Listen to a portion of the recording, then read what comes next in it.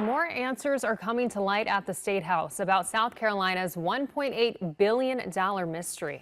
As many of you know, this is an issue, controversy, mystery that we've been covering for more than a year now of a reported surplus sitting in state accounts, unspent, that turned out to be a result of a years-long accounting error, according to outside auditors.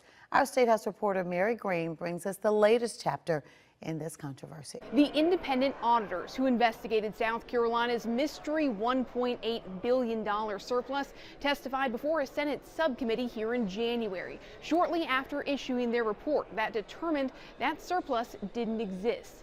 Now, after more testimony has been taken from the main parties involved, including South Carolina's treasurer, the auditors were back here on Tuesday to clarify some of those comments from others. As we sit here today, what would be, and this is a question for each of you, one misstatement that gives you the greatest concern? They especially focused on Treasurer Curtis Loftus's testimony before senators 2 weeks ago. Loftus repeatedly pointed the finger for the error at the Comptroller General's office, which the auditors noted they determined to be a shared responsibility. They said a report the Treasurer's office published the night before Loftus testified to senators was in parts factually inaccurate and appeared to be in part an attempt to put blame on the Comptroller General.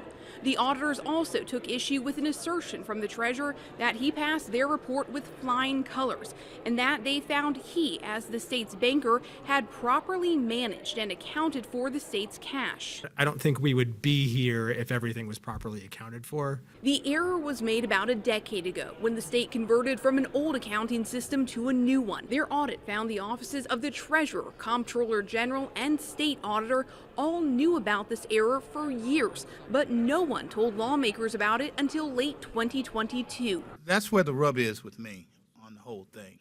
The fact that you've got a problem that's acknowledged by the treasurer, that's acknowledged by the auditor, that's acknowledged by the comptroller general, and that the General Assembly is never notified about it. And we're not talking chump change. I think it's our view that they didn't truly understand what it was. So where we see the fault is not investigating and not truly understanding what it was. And this Senate subcommittee plans to issue a final report on this matter with recommendations at a later date.